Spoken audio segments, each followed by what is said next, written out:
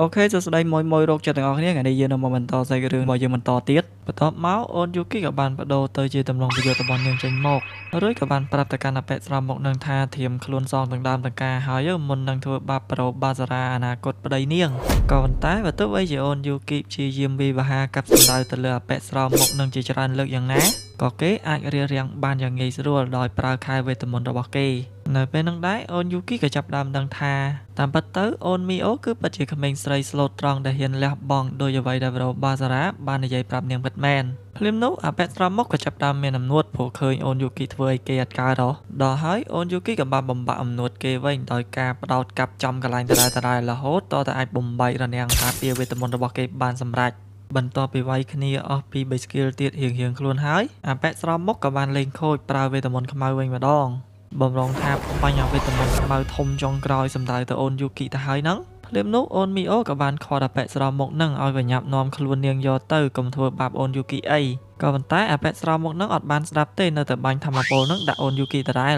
ប៊ីសនឹងអូនយូគីអាលីរាងកាយដោយសារតែវេទមន្តខ្មៅនឹងទៅហើយហ្នឹងភ្លាមនោះប្រូបាសារ៉ាក៏បានមកដល់តនពេលល្មមដោយគាត់បានប្រើ skill សម្ងាត់របស់គាត់ម្យ៉ាងដែលមានឈ្មោះថា Banishing Shift ចំពោះ skill នេះគឺវាពិសេសខ្លាំងមែនទែនដោយវាគឺអាចបំផ្លាញរាល់ការវាយប្រហារដោយប្រើវេទមន្តបានទាំងអស់តែម្ដងហើយអា skill នឹងដែរគឺជា skill ដែលប្រូបាសារ៉ាបានប្រើជួយអូនយូគីកាលពី5ឆ្នាំមុនដូចគ្នាបន្ទាប់មកប្រូបាសារ៉ាក៏បានស្ទុះចូលទៅវាយសន្ធាប់ទៅលើអាប៉ែស្រោមមុខនឹងឡើងសាហាវក៏ប៉ុន្តែគេក៏បានគេចចោះគេចឡើងកាប់អត់ត្រូវទេថែមទាំងបានបាញ់អាធម្មពលវេទមន្តខ្មៅនឹងសម្ដៅទៅលើប្រូបាសារ៉ាវិញថែមទៀតក្រោយពីបានបំផ្លាញអាដុំធម្មពលវេទមន្តខ្មៅទាំងអស់នឹងហើយប្រូបាសារ៉ាក៏បានស្ទុះចូលទៅទាំងកម្ដងម្ដងទៀតក៏ប៉ុន្តែលើកនេះបែរជាត្រូវបានអាប៉ែស្រោមមុខនឹងច្បាច់កគាត់ឡើងជាប់ឡើងគាំងធ្វើអីលែងចេញតែសំណាងល្អវិញភ្លាមនោះអូនម៉ារីក៏បានមកដល់ម្នាក់ទៀតរួចក៏បានមាត់ម្ដាយចំកណ្ដាលមុខអាប៉ែស្រោមមុខនឹងមកទៅហឹងឈើរកាសហ្នឹងប្រូបាសារ៉ាក៏បានបញ្ចេញស្នៀតដាវ Demon Slayer Pressing Technique កាប់សម្ដៅទៅកាន់អាប៉ែស្រោមមុខនឹងកាប់យ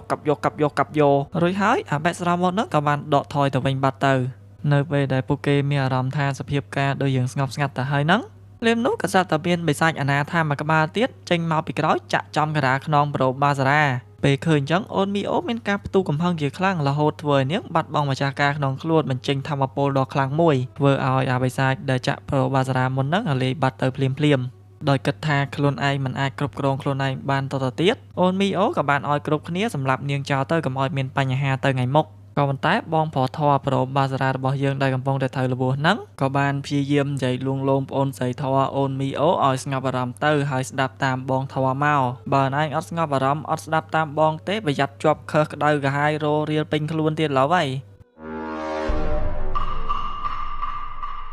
ក៏ប៉ុន្តែបើទោះបីជាពួកគេខំនិយាយបញ្ចុះបញ្ចូលយ៉ាងណាក៏អត់អាចធ្វើឲ្យអូនមីអូប្រែត្រឡប់មកសភាពដើមវិញបាននោះឡើយជំរើសចុងក្រោយប្រូបាសារ៉ាក៏បានប្រមូលធម្មពលរបស់ខ្លួនដែលនៅសេសសល់តែប្រមាណបញ្ចេញ skill banishing នឹងម្ដងទៀតដើម្បីបំផ្លាញចំហាយធម្មពលរបស់អូនមីអូជាលទ្ធផលបងប្រុសធរបាសារ៉ាក៏អាចជួយប្អូនស្រីធររួចចេញពីគ្រោះមួយនេះបានពិតមែននៅព្រឹកបន្ទាប់អូនយូគីក៏បានមករកប្រូបាសារ៉ាដល់ផ្ទះក៏ប៉ុន្តែអូនម៉ារីក៏បានប្រាប់នាងថាប្រូបាសារ៉ាកំពុងតែគេងលក់បាត់ហើយងើបអត់ទាន់រួចទេដូចនេះអូនយូគីក៏បានទុកថ្នាំមួយចំនួនដែលនាងយកមកពីភូមិហ្នឹងទុកឲ្យប្រូបាសារ៉ាញ៉ាំរួចនាងក៏បានចាក់ចេញទៅកាត់មកដល់ពេលបន្ទាប់នៅឯសាលារៀនប្រូបាសារ៉ាក៏បានណាត់ជួបមិត្តសម្លាញ់របស់គាត់ប្រូយ៉ាហេរ៉ូហ្នឹងនៅលើត្បូលតាមរយៈខ្សែភ្នែកក៏ដូចជាកាយវិការចម្លែករបស់ប្រូយ៉ាហេរ៉ូនៅពេលនេះប្រូបាសារ៉ាក៏ចាប់ផ្ដើមដឹងយ៉ាងច្បាស់ថាពាក់យ៉ាហេរ៉ូហ្នឹងឯងគឺជាពាក់សមមុខដែលគាត់បានវាយជាមួយកាលពីថ្ងៃមុនដោយលាក់បាំងជាមួយនឹងខ្សែភ្នែកដ៏មុតស្រួយរបស់ប្រូបាសារ៉ាលែងបានប្រូយ៉ាហេរ៉ូក៏បានសារភាពតែម្ដងទៅថាខ្លួនគឺជាបិសាចដែលគេបញ្ជូនមកដើម្បីឃ្លាំមើលអូនមីអូអញ្ចឹងពេលដែលប្រូបាសារ៉ាបានដឹងពីធាតុពិតរបស់គាត់បែបនេះបានន័យថាបេសកកម្មរបស់គាត់គឺទទួលបានបរាជ័យហើយអត់អាចនៅឃ្លាំមើលអូនមីអូបានតទៅទៀតនោះទ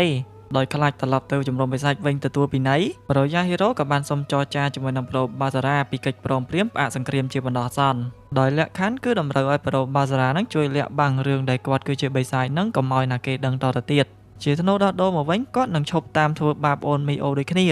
ហើយអ្នកទាំងពីរក៏បានព្រមព្រៀងគ្នាជាមួយនឹងកិច្ចសន្យាមួយនេះ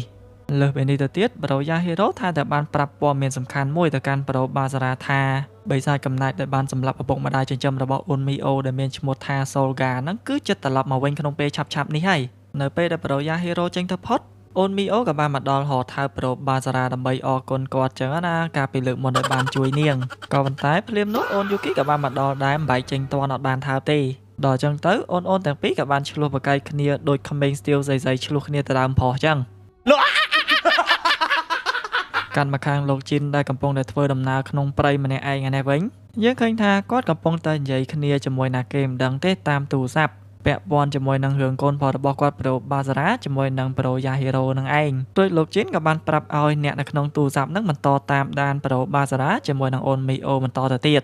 នៅព្រឹកថ្ងៃបន្ទាប់ប្អូនស្រីធម៌ម៉ារីក៏បានស្រាតកៅអៅឡើងកាណូកុកឡើងលើខែជាមួយនឹងប្រូបាសារ៉ាដើម្បី Good Morning ដល់ចឹងទៅប្រូបាសារ៉ាភ្ញាក់ព្រឹកចំប្អូនស្រីលេងអីតណើបចឹងរួចហើយគាត់ក៏បានដេញនាងចុះទៅលើខ្លួនគាត់ទៅពាក់កៅអៅពាក់អីឲ្យត្រឹមត្រូវវិញទៅក៏ប៉ុន្តែអូនម៉ារីអត់ព្រមទេថែមទាំងបានច្រៀងចម្រៀងមួយបទអូយម៉ាប្រល្ងងគួរចង់ទៅសើចទេ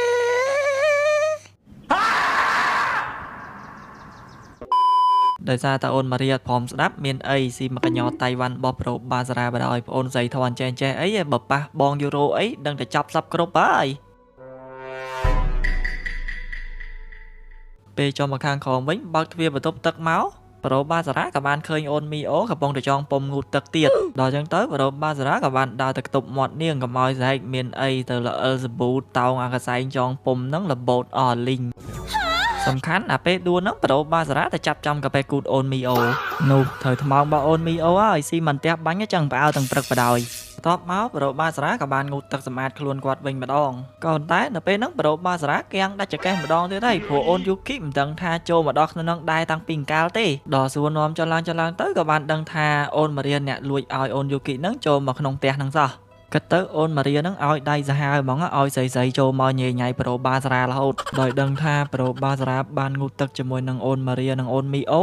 អូនយូគីក៏ចាប់ផ្ដើមដកកសែងចងពុំចង់ងូតទឹកជាមួយនឹងប្រូបាសារ៉ាដែរដោយការពីក្មេងអញ្ចឹងហើយប្រាប់ឲ្យប្រូបាសារ៉ាហ្នឹងកុំខ្មាស់អីការពីក្មេងអត់ខ្មាស់ផងឥឡូវមកធ្វើឯងខ្មាស់អីណារួចហើយអូនយូគីក៏បានដោះខ្លួនកក់សក់អីឲ្យប្រូបាសារ៉ាថែមទាំងបានសួរនាំប្រូបាសារ៉ាថាតើគាត់ជាមួយនឹងឪពុករបស់គាត់ហ្នឹងមានបំណងចង់ទៅត្រឡប់ទៅភូមិហេរ៉ូវិញអត់មិនទាន់បានឆ្លើយសំណួរអូនយូគីផងភ្លាមនោះអូនមីអូក៏បានគោះទ្វារចូលមកព្រោះនាងឃើញកៅអៅសិស្សសាលាស្រីមួយឈុតនៅមុខបន្ទប់ទឹកហ្នឹងមិនដឹងបោះណាគេទេចូលចាប់បានស្រែកបើកទ្វារមកខ្វាក់ឡើងកភើអូនយូគីដោះកៅអៅងូតទឹកជាមួយនឹងប្រូបាសារ៉ាពេលឃើញអញ្ចឹងអូនមីអូក៏ចង់ដាក់ប្រូបាសារ៉ាមិនទះបាញ់ទៀតទៅចាប់កាប៉េគូតគេហើយឥឡូវមកងូតទឹកមួយស្រីអីណាយ៉ាប់ហ្មងអាបងផបកាច់យកនេះក៏ប៉ុន្តែភ្លាមនោះចំណងបដាសាតណ្ហារបស់នាងក៏ចាប់ដើមរើឡើងព្រោះនាងមានចិត្តប្រច័ណ្ឌជាមួយនឹងប្រូបាសារ៉ាដល់ចឹងទៅអូនមីអូក៏ចាប់ផ្ដើមកើនចំណងតណ្ហាក្តៅកាហាយរោរៀលឡើងពេញខ្លួនឡើងអូនយូគីឆ្ងល់ហ្មងណាលឿននោះដែរអូនម៉ារីក៏បានចូលមកដល់តែមិនមកជួយសម្របសម្រួលណាលេងតោយកកាមេរ៉ាយកមកថតទុកដាក់ only fan ហេចេះតែមានអ្នកធ្វើយ៉ាងកើតទៀតកំ pl ែងនេះរួចហើយប្រូបាសារ៉ាក៏បានក្រុងអូនម៉ារីហ្នឹងនៅក្នុងបន្ទប់ទឹកដើម្បីយកអូនមីអូហ្នឹងទៅអីជាមួយគ្នាដើម្បីបន្សាបផ្ដាសាបើមិនចឹងទេអូនម៉ារីតាមថតបែកធ្លីវីដេអូពេញហ្នឹងឡើយ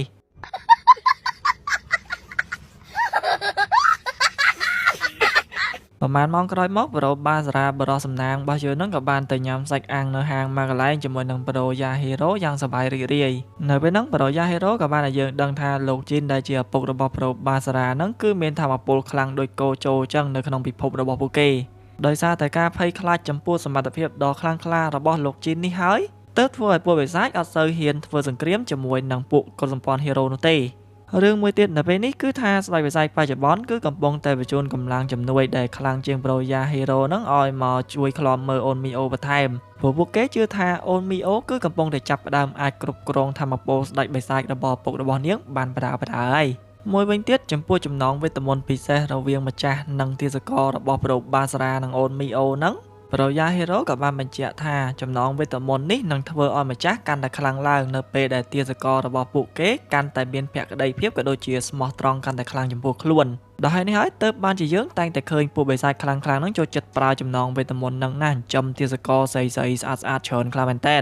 ដោយឡែកបើសិនបើជាទាសកររបស់យើងត្រូវបានសត្រូវចាប់ខ្លួននោះពួកគេនឹងក្លាយទៅជាបន្ទុកឬក៏ជាចំណុចខ្សោយរបស់ម្ចាស់ដែលវាអាចធ្វើឲ្យបណ្ដាសាចំណងវេទមន្តនឹងបំផ្លាញពួកគេទាំងសងខាងវិញ កំពុងតែអាំងសាច់ញ៉ាំជជែកគ្នាសុកៗហ្នឹងចៃដន្យអីអ្នកគ្រូពេទ្យឈីសាតូក៏បានមកដល់កន្លែងហ្នឹងដែររួចហើយអ្នកគ្រូពេទ្យឈីសាតូក៏បានសុំចូលរួមតុជាមួយនឹងពួកគេក្រោយពីញ៉ាំអីជជែកគ្នាជាមួយនឹងអ្នកគ្រូពេទ្យឈីសាតូបានមកសន្ទុះប្រូយ៉ាហេរ៉ូដូចរៀងមានអារម្មណ៍ដូចអត់សូវស្រួលទេខ្លាចបែកការអ្នកគ្រូដឹងថាគាត់ជាបិសាចអីចឹងណារួចគាត់ក៏បានសុំត្រឡប់ទៅផ្ទះមុនបន្ទាប់មកអ្នកគ្រូឈីសាតូជាមួយនឹងប្រូបាសារ៉ាក៏បានដើរត្រឡប់ទៅផ្ទះវិញជាមួយគ្នានៅតាមផ្លូវអ្នកគ្រូឈីសាតូក៏បានព្យាយាមសួរនាំពីការសន្ទនារបស់ប្រូបាសារ៉ាជាមួយនឹងប្រូយ៉ាហេរ៉ូមុននឹងឮមានបិសាចមានទេវតាមានហេរ៉ូអីសម្បើមមកនិយាយពីអីណោះដល់ចឹងទៅប្រូបាសារ៉ាក៏បានកុហកថាមុននឹងមិនមែននិយាយពីហ្គេមហ្នឹងហើយអ្នកគ្រូក៏ឆ្ងល់ទៀតហើយចំនិយាយពីហ្គេមអីនិយាយធ្វើដូចមែនតែនម៉េះដោយមិនអាចលាក់បាំងជាមួយនឹងអ្នកគ្រូតទៅទៀតបានប្រូបាសារ៉ាក៏បានសម្រេចចិត្តប្រាប់រឿងពិតទៅកាន់អ្នកគ្រូដោយគាត់គឺកំពុងតែព្យាយាមការពារកូនស្រីស្ដេចបិសាចជាមួយនឹងឪពុករបស់គាត់ពេលឮចឹងអ្នកគ្រូឈីសាតូដូចអត់មានភ្ញាក់ផ្អើលអីបន្តិចសោះធ្វើដូចធម្មតាសង្ស័យថាអ្នកគ្រូនឹងដឹងរឿងអីដែរហ្មងនេះរួចហើយអ្នកគ្រូឈីសាតូក៏បានអោបបានថើបប្រូបាសារ៉ាឡើងស្វីតអាយ៉ាសង្ស័យនេះដោយអ្នកគ្រូបានអះអាងថាការធ្វើបែបនេះគឺជាបល័យសុំក្តីសុខប្រចាំភូមិរបស់ខ្លួនវាមិនដែលចេះតែមានហើយធំជឿសិនទេចឹងកាត់មកខាងប្រូយ៉ាហេរ៉ូយើងដែលជាអបិបិសាចពាក់ស្រោមមុខឯនេះវិញគាត់ក៏បានជួបជាមួយនឹងបិសាចម្នាក់ទៀតឈ្មោះថា Valga ដែលគេបញ្ជូនវាមកដើម្បីឲ្យទៅតាមដានអូនមីអូដោយគាត់ដែរនៅពេលហ្នឹងអបិបិសាចយ៉ាហេរ៉ូក៏បានព្យាយាមនិយាយប្រវែងដានអត់ចង់ឲ្យអបិ Valga ហ្នឹងទៅរកអូនមីអូទេខ្លាចមានគ្រោះថ្នាក់ព្រោះអីឥឡូវហ្នឹងមានហេរ៉ូខ្លាំងៗជាច្រើនកំពុងតែតាមដានការពារអូនមីអូដូចគ្នាក៏ប៉ុន្តែអបិ Valga ហ្នឹងអត់ស្ដាប់ទេគិតតែខ្លួនឯងខ្លាំងរួចវាក៏បានចាក់ចេញទៅរកអូនមីអូភ្លាមនោះដែរក៏សត្វតែមានបិសាចស្រីម្នាក់ទៀតដែលមានដើមទ្រូងទលត់ទលន់ឈ្មោះថាសេះក៏បានបង្ហាញខ្លួនចេញមកដោយនាងគឺជាដៃស្ដាំរបស់បិសាចសូលហ្គាដែលបានសម្លាប់ឪពុកម្ដាយចិញ្ចឹមរបស់អូនមីអូនឹងឯងនៅពេលនេះគឺនាងអត់បានទទួលបញ្ជាពីបិសាចសូលហ្គាទេដោយនាងគឺទទួលបានបញ្ជាពីស្ដេចបិសាចផ្ទាល់តែម្ដងឲ្យចុះមកបំពេញបេសកកម្មពិសេសមួយតែយើងអត់ទាន់ដឹងថាបេសកកម្មអីណាហើយអបិយ៉ាហេរ៉ូយើងក៏បានយល់ព្រមជួយអូនសេះក្នុងកិច្ចការមួយនឹងផងដែរលុះយប់ឡើងប្រូបាសារ៉ាក៏បានមកស្ដីឲ្យអូនម៉ារីអញ្ចឹងណាព្រោះអូនម៉ារីអត់បានប្រាប់គាត់ទេពីកិច្ចសន្យាចំណងវេទមន្តហ្នឹងថាអាចសម្លាប់អូនមីអូបានបើសិនបើជាអូនមីអូហ្នឹងត្រូវបានសត្រូវចាប់ខ្លួនក៏ប៉ុន្តែអូនម៉ារីក៏បានប្រកែកការពារខ្លួនដោយបានបញ្យល់ថាបើសិនជាមានរឿងចឹងកើតឡើងមែនប្រូបាសារ៉ាអាចប្រើអាកិច្ចសន្យាចំណងវេទមន្តហ្នឹងទៅជួយអូនមីអូបានដូចតែគ្នាតែមិនចឹងអញ្ចឹងប្រូបាសារ៉ាតាមការពារអូនមីអូកុំឲ្យតែគេចាប់ខ្លួននាងបានទៅគឺបានហើយមានអីត្រូវខុសឆ្គងអីផងសំខាន់ឥឡូវហ្នឹងប្រូបាសារ៉ាត្រូវធ្វើម៉េចឲ្យអូនមីអូហ្នឹងស្រឡាញ់ទុកចិត្តស្មោះត្រង់មួយគាត់ឲ្យកាន់តែខ្លាំងទៅនោះចំណងវេទមន្តហ្នឹងនឹងធ្វើឲ្យអ្នកទាំងពីរកាន់តែខ្លាំងទៅហើយអត់មានណាគេងាយបំបែកវាបាននោះឡើយដោយមិនចង់ឲ្យប្រូបាសារ៉ាព្រួយបារម្ភពីរឿងនេះទៀតអូនម៉ារីក៏បាននឹកឃើញគំនិតមួយដើម្បីជួយបងប្រុសល្ងងដោយវាគឺជាការធ្វើឲ្យប្រូបាសារ៉ាហ្នឹងកាន់តែមានមន្តស្នេហ៍តាក់ទាញខ្លាំងជាងមុនធ្វើឲ្យអូនមីអូលងស្រឡាញ់គាត់ងើបមុខលេងរួចតែម្ដងហើយអាវិធីហ្នឹងដែរអូនម៉ារីគឺបានឲ្យប្រូបាសារ៉ាលេងហ្គេមញ៉ាយស្រី18បូកជាមួយនាងចំគេគិតអីចេះហេតុតែអូនម៉ារីនឹងបិសាចតណ្ហាអញ្ចឹងមែនដោយការធ្វើបែបនេះគឺអាចជួយឲ្យប្រូបាសារ៉ាហ្នឹងកាន់តែយល់ដឹងកាន់តែច្បាស់ថាចិត្តមនុស្សស្រីចង់បានអីចឹងណាសនុកអូកាឡារកអីថ្មីជាមួយនឹងអូនមីអូកុំឲ្យតរ៉ែពេកតអញ្ចឹងបានគេស្រឡាញ់យើងងប់យើងចង់ធ្វើអីយកប្រពន្ធមកបានទៀតក៏បានដែរគេអត់ប្រច័ណ្ឌយើងទៀតទ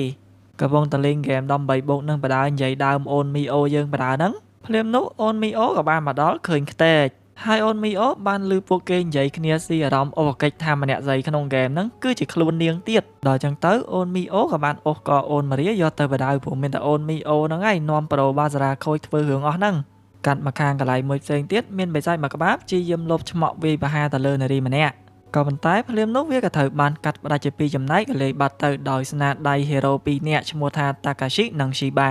បន្ទាប់មកអ្នកទាំងពីរក៏បានប្រាប់ទៅគ្នាគេម្នាក់ទៀតដែលមានឈ្មោះថាអូនគូរូមីថានៅពេលនេះអូនមីអូគឺជាគោលដៅដែលពួកគេត្រូវកំចាត់ចោលនៅថ្ងៃបន្ទាប់នៅសាលាក៏ស្រាប់តែមានពួកសិស្សច្បងឡប់មកក្រុមបានព្យាយាមមកធ្វើបាបបូលីប្រូបាសារ៉ាអញ្ចឹងណាព្រោះតែពួកគេបានឮល្បីថាប្រូបាសារ៉ាហ្នឹងកំពុងតែរស់នៅផ្ទះជាមួយនឹងអូនមីអូក៏ប៉ុន្តែភ្លាមនោះលោកគ្រូម៉ាម៉ារុក៏បានមកដល់ដេញពួកវាចែកជើងអស់ទៅនៅពេលហ្នឹងអូនយូគីក៏នៅកន្លែងហ្នឹងដែរហើយអូនយូគីហ្នឹងហើយគឺជាអ្នកហៅលោកគ្រូមកបន្ទាប់មកអូនយូគីក៏បានសួរប្រូបាសារ៉ាថាបងម្លាញ់មិនដែរអាទិត្យហ្នឹងតនេអត់ទៅដេតមួយអូននៃចោមលេងសុំកូនប្រុសគេទៅដេតជាមួយចឹងហ្មងអីកូនស្រីមានម្ដាយត្រប់ពេលជាមួយគ្នានឹងដែរយើងក៏បានឃើញថាក្រុមហេរ៉ូប្រូតាកាស៊ីហ្នឹង គឺកំពុងតែខ្លោមមើលសកម្មភាពអូនយូគីពីចម្ងាយហើយហួសចិត្តខ្លាំងមែនតែនអដែងថាឋានៈលើពួកគេបញ្ជូនអូនយូគីមកឲ្យធ្វើការងារឥឡូវមកញ៉ែប្រុសអីណាអញ្ចឹងតើបានបាត់តំណឹងស្ងាត់ឈឹងគ្មានបានប្រយោជន៍អីសោះ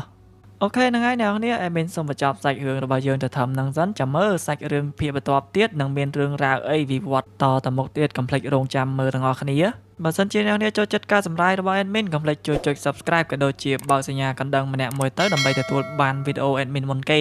ហើយបើត្រូវការដាក់ទានជួយ support admin អីនេះ ABA ប៉ាវ admin ផឹកកាហ្វេម្នាក់កែវមកអូខេអញ្ចឹង admin មានតែប៉ុណ្្នឹងទេអរគុណច្រើនអ្នកនរគ្នាជម្រាបលាជួបគ្នានៅវីដេអូក្រោយ May the God will bless you